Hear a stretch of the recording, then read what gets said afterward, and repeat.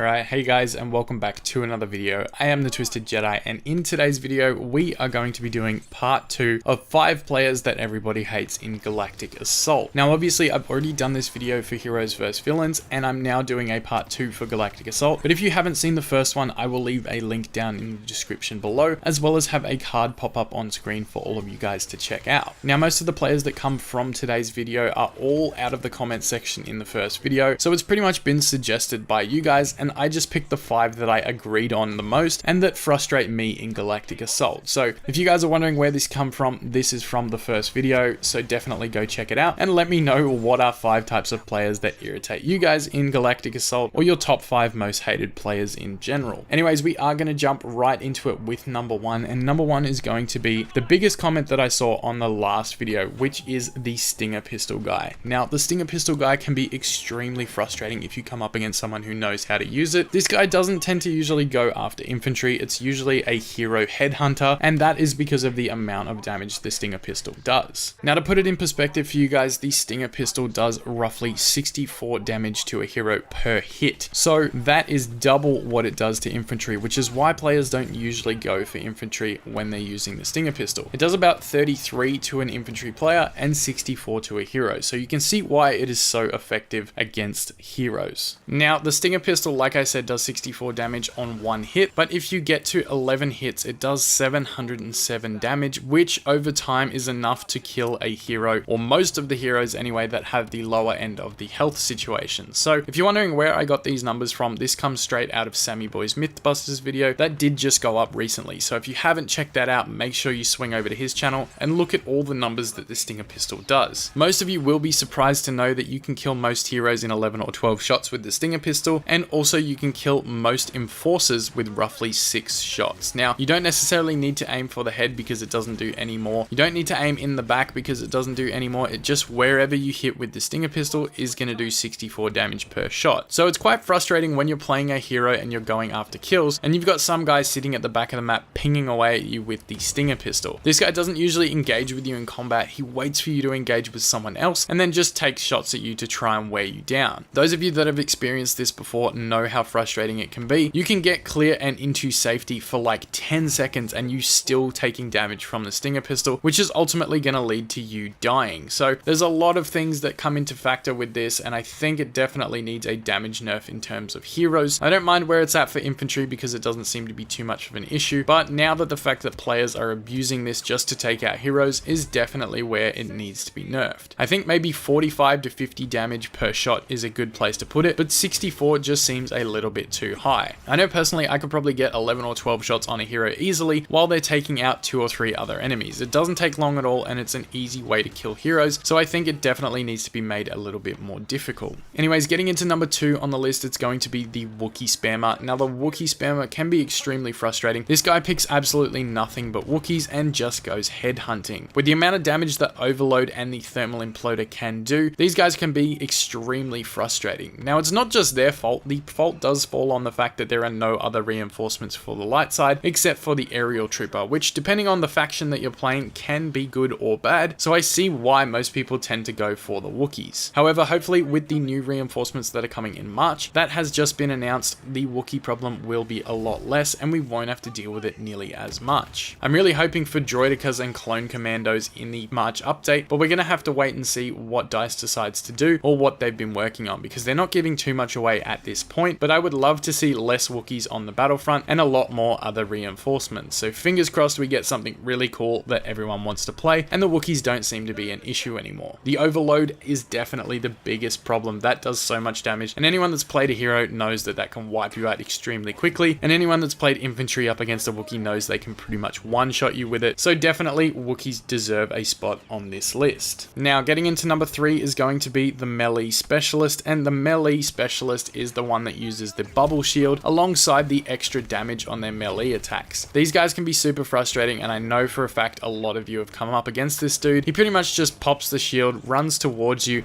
and hits you in the head with the melee attack. So this guy can be super frustrating. He can get a lot of hits on you before you even get a chance, and with the bonus damage on the melee attack, it is going to be 2 hits to kill any infantry, and I've even seen people try and use it on heroes. Now obviously this is going to work a bit better on blaster heroes than it is on lightsaber heroes because they can just swing through it, but it's definitely an issue that needs to be looked at. A lot of specialists are running the Stinger pistol along with the bubble shield, and that is definitely a bad combination to say the least. If you are playing anyone that's trying to stay alive for a kill streak or game footage or anything like that, a lot of content creators probably have problems with this, because I know I personally do as well. It's not even like they use the bubble shield as a last resort. I understand players that do that, and if you're getting attacked and you get crept up on or something, you need to pop the shield and then go for a melee attack because you're at close range. Sure, I understand that, but these guys purposely run around, they activate infiltration and the bubble shield so they've got increased speed while they use it, and they just headhunt other players and go in for the melee. Don't even bother try to shoot them with their weapon, they just go straight for melee kills. So I think this is a bit of a weird meta that people have made, but it seems to be really effective and can be extremely frustrating sometimes. So I think it deserves a spot on this list. Getting to number 4 on the list is going to be the LEIA spammer. Now the LEIA spammer, you've probably all come across. This is the player that sits at the back of maps like Crate and Geonosis, and maps that have really long lines of sight, and pretty much just spams the secondary fire. Now for those of you that are new to the game and probably haven't come across this yet, the secondary fire does have some sort of lock-on ability, and you don't really need to aim all that well for it to hit an enemy, because it does track and lock onto someone and hit them anyway. It's 2 shots to kill infantry, and it's definitely a big problem on Crate more than any other map, because LEIA players just sit in the hangar at the back on the first phase, pretty much where no one else can hit them, and the amount that they move around while they aim this secondary fire makes it extremely hard even for specialist players with a sniper to hit her. So she's pretty much just going to take out a bunch of enemies and make it hell for the rest of the players for the entire first phase. Now yes, you can use the tunneling system, but if you play sniper, you're going to want to be above the ground. You don't want to be under in those tunnels when you're playing specialist. So this can be hell for any of you snipers out there, because LEIA is an absolute spam, and there are players that are just going to keep abusing it as long as they possibly can. I think the way to fix this is that they need to nerf the distance that LEIA's secondary fire tracks or locks onto an enemy. I think after a certain distance, it should just lose its lock on and should just float off into the distance. I don't think having a lock on with unlimited max range is going to do anything except make it difficult for everyone else on the map. I think after a certain point, it should just lose it and pretty much just float away. So if they could do that, I think this would solve this problem indefinitely. Anyways, getting to the last point on the list, it is going to be the ROLLEY boy. Number 5, yes, that's right, you guys all know this type of player. This is the person that absolutely spams rolls, and this can be absolute hell for lightsaber players. These guys roll around like it's no tomorrow, and they are avoiding every lightsaber strike that you throw at them while pelting you in the back of the head after they've rolled past you. Now yes, if you're a good controlled lightsaber user, you can probably get around this and use your abilities as well to get out of that situation. But it becomes extremely frustrating when you're a new player and you're swinging away trying to kill an enemy and they just keep rolling under you and shooting you in the back of the head. This usually comes with officer players, and yes, I am guilty of this one myself as well. If I get snuck up on by a hero, I am going to roll if I can, but a lot of the time I don't roll in time. You do have to time it well, but I think it's just a little bit too good. If you're swinging away and you still can't hit this guy, it's just not good at all. You're going to end up getting melted in the back of the head, and these players just dance around you while you're swinging away like an idiot. Makes you feel a little bit silly, and definitely a frustrating thing to say the least. Now I know they did try and nerf the roll a while back, but I don't think it's been done quite enough. I feel like you should still take damage, but maybe reduce damage if you're rolling and they hit you with a lightsaber. I think that might be a good way of fixing it, but I'm not 100% sure. There's probably a few ways around it. I just find it extremely frustrating when you can't hit an enemy because they spend the whole time rolling and jumping around you. I've seen some people that are really good at doing this, and it just frustrates the crap out of the lightsaber player that they're going against. It's a problem in both Heroes vs Villains and Galactic Assault, so I definitely think it's something that needs to be looked at because it is affecting 2 modes. Anyways, that's going to do it for this video. That was part 2 of 5 types of players everybody hates in Galactic Assault. Like I said earlier in the video, these all pretty much came from you, so I just chose the 5 that I agreed on the most and that I have also had trouble with. If you want to suggest more for another video, absolutely feel free. If I can do a part 3, I will, but I don't know how many more things there are that are going to be something that players hate, but we may be able to get a part 2 for Heroes vs Villains. So if you guys go and watch the first part of the HVV video and let me know if you can think of 5 more players that make you angry in Heroes vs Villains, I will try try and do a part 2 for that video as well. Anyways, I want to say thank you to everyone that's subscribed recently. We're very close to 10k. If you haven't subscribed already, definitely consider doing so for more Battlefront 2 videos in the future, as well as just general Star Wars videos and fun. I'll see you guys in the next one. I appreciate all of you watching, and may the Force be with you